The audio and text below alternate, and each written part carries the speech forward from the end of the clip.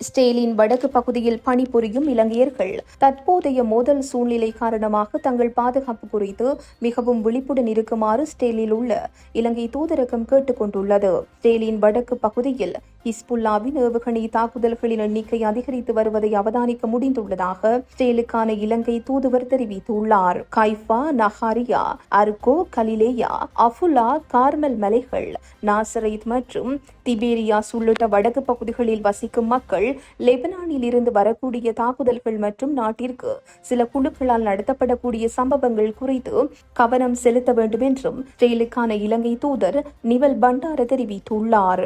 ஸ்டேலின் வடக்கு பகுதியில் 9,000க்கும் மேற்பட்ட இலங்கையர்கள் பணியாற்றி வருவதால் விழிப்புடன் இருக்கவும் நாட்டின் பாதுகாப்பு படைகள் அரசாங்க ஊடகங்கள் மற்றும் தூதரகம் வழங்கும் வழிமுறைகளை பின்பற்றவும் கேட்டுக் கொள்ளப்படுகிறார்கள். ஏதேனும் தாக்குதல் ஏற்பட்டால் ஸ்டேலிய அவசர சேவைகளை இலவசமாக பெறுவீர்கள் என்றும் உங்கள் இருப்பிடத்தை 101 என்ற எண்ணில் தொடர்பு கொண்டு சேவையை பெறலாம் என்றும் ஸ்டேலில் உள்ள இலங்கை தூதரகம் தெரிவித்துள்ளது. தேவையான வழிமுறைகளுக்கு வாரத்தில் 7 நாட்களும் 009772 55 93 05 731 என்ற தூதரக வாட்ஸ்அப் எண்ணை அழைக்கலாம் என்றும் தெரிவிக்கப்பட்டுள்ளது.